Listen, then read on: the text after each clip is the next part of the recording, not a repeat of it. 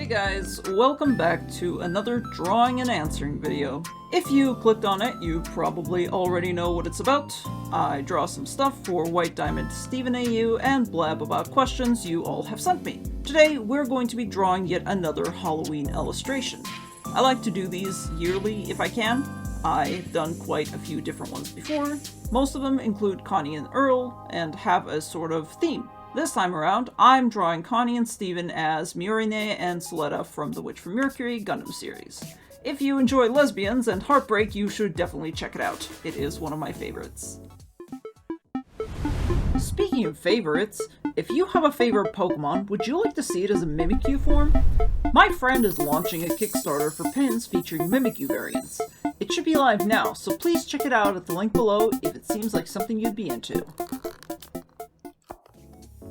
As for the questions, so most of these are taken from my Tumblr blog. You will find a link down below if you want to send a question of your own, but keep in mind that I get a lot of asks, so there's no guarantee that yours will be the one to get answered, and I am sorry for that. It's just a matter of elimination. But with that out of the way, let's just dive right into it. First question we've got here, I've had to translate from Ukrainian, but in English, the translation is, how do you come up with character designs? Are there things that inspire you? I love Earl's design, she's so cute. Thank you very much for saying that, first off. I really like Earl's design as well. I worked really hard on it. Unfortunately, my answer may disappoint somewhat. I am not a big fashion buff or anything. In fact, most of the time I'm pulling elements from the show's own designs. I own both of the Steven Universe art books, and I admit that many times I've gone flipping through them for inspiration. Other than that, I like to ask myself questions, if I'm being honest. Things like, would that character go for something simple or fancy? For example, I draw Pearl with loose sleeves a lot, but I would never draw Garnet with them, because she often uses her gauntlets and it just doesn't seem sensible. Another very important question to ask yourself if you want to go about designing clothes for characters is, do I want to be drawing this design over and over and over and over and over again in 100 comic panels? Artists who love to design tend to get, dare I say, carried away with details, and that's not bad if you're just drawing the character once or twice. But for animation and comics, you don't want to be drawing those 101 buttons on your character's overcoat, and you don't want to be doing line art for 30 ribbons and frills every time. Simple tends to be better for those situations. That's about as much advice as I've got. Next question, once again from an anonymous reader, says, there's something I've been wondering. Where did Seaglass get those clothes from? So I'm presuming you mean her overalls. I think a few people have assumed those are real. They're not. What I mean is, those overalls are a part of her light body projection. There's even a little white diamond button on them. I'm gonna make some leaps here and assume that you're asking because one of her shoulder straps hangs down freely and looks like clothes. And that's also by design, actually. There's this misunderstanding by some fans that gems forms have to be skin tight because of what Peridot mentions in that one episode. Shirts. Imagine appearance modifiers that aren't melded to your body. But that describes the homeworld expectation more so than the physical limits. Pearl has a loose ribbon around her waist, for example, and Amethyst also had a loose shoulder strap at one point, so it's based on that. Next question, again from Anonymous. I don't know if this is a question that has already been answered, but do you have any ships in SU that you intend to include in the AU? You know, if I were to say that I'm completely uninterested in shipping, I would be a liar, because I do enjoy some ships. That being said, most ships in SU are sidebars to me. I don't dislike them, but I'm not terribly emotionally invested in, say, Steven and Connie, even if I know that they're together in canon. It's like, oh, okay, cool. That's about as deep as my involvement goes. I think the most accurate way to put it would be, I don't care enough about ships as ships. I care about plot developments and how different characters may interact with one another and what their chemistry would be that good or bad chemistry. I know a few people assume that I'm a shipper of this or that, but I assure you, it's just your own confirmation bias. I honestly could not care less. To answer your question, I don't really have any ships in that sense. None that I tend to force for the sake of my own satisfaction, and that's a good thing. Because when SU was still airing, I unironically liked the idea of Opal and Jasper getting together. Do you have to rewatch the show often to base your AU on? Do you have a vague memory of the canon events and twist it, or do you actively consult the original thing?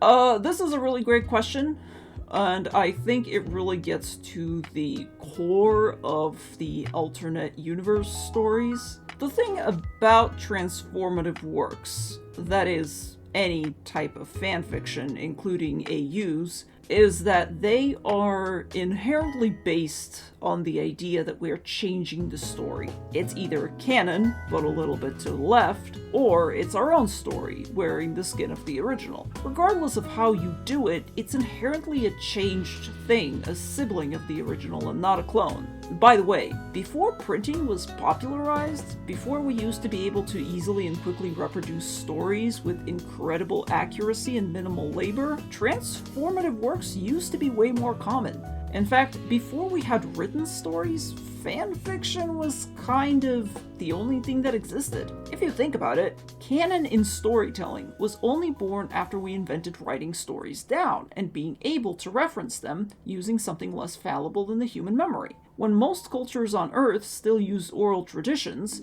each telling of a story, whether it was an epic tale passed down through generations or simply a little anecdote your friend and you told to each other to pass the time, changed constantly and evolved. And that was natural. Where was I? Oh yeah, the inherent human experience of loving something by changing it. Actually, I try to stay as close to canon as I can. Whether I succeed or not is up for debate, but I personally get a lot of satisfaction from trying to keep the characters in character, and trying to get their voice right.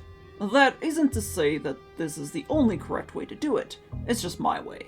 And I don't rewatch the show a lot. A few months ago, in summer, I binged it again just for the nostalgia and, yes, to refresh the sound of the characters' voices in my own brain. But prior to that, I hadn't watched more than a few episodes for the past 2 years. I do rewatch certain episode clips for references, though.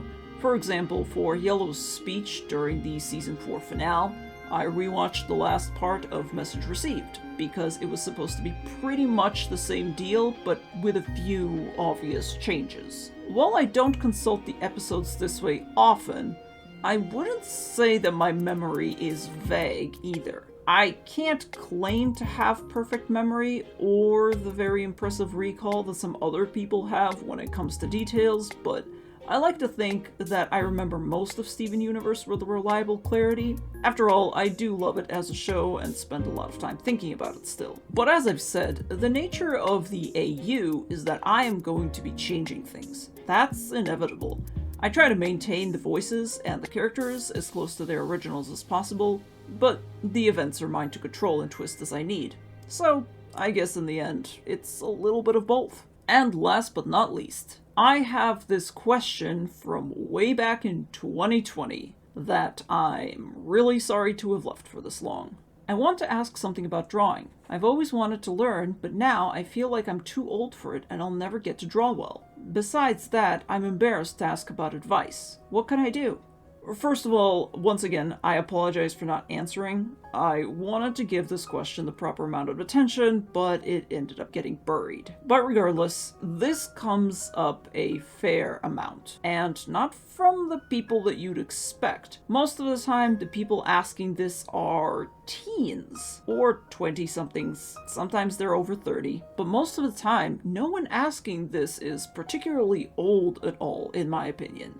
In fact, they're usually at the perfect age to pick up a new skill. I personally think it's a load of bullshit that you have to be young to pick up a skill like drawing, though. There is no research that I'm aware of that proves that you are somehow less capable of learning to draw at an older age. In fact, I'd say the opposite is true. As an older human being, you have more experience with what you like in art and can therefore be a better judge of your own work. And therein lies the problem. When a 6-year-old draws a scribble, they have one important advantage. They don't know that they're not the best artist in the world. And with a healthy amount of encouragement from kind adults around them, they will likely not bother to compare themselves to other artists for a long time. Meaning that a 6-year-old artist has about another 6 years or so to practice their drawing and draw whatever they feel like without any emotional baggage to weigh them down. And that's an incredible boon. Adults don't have that. If you start to draw as an adult, you're arguably going to be better than a 6-year-old, but you will immediately feel the weight of not being good enough. As an adult, you'll know where you messed up as soon as you do, and that will slow you down if you let it. Picking up drawing as an adult isn't hard because you'll be bad at it, but picking up drawing as an adult is hard because you'll be bad at it, just like you would have been bad at it when you were young. The only difference is allowing yourself the freedom to practice without caring how bad you are until you get better. That, I think, is the real challenge. And if you can overcome that part, you can draw whatever you want, regardless of your age.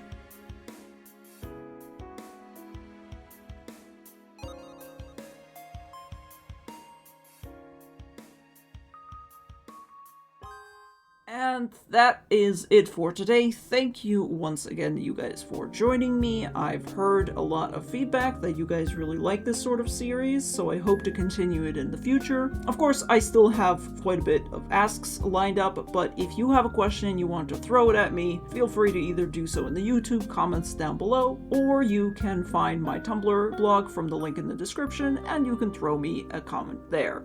That's it for today. Like if you want to, I guess, and subscribe or prescribe or whatever. I don't care about that either. Cheers!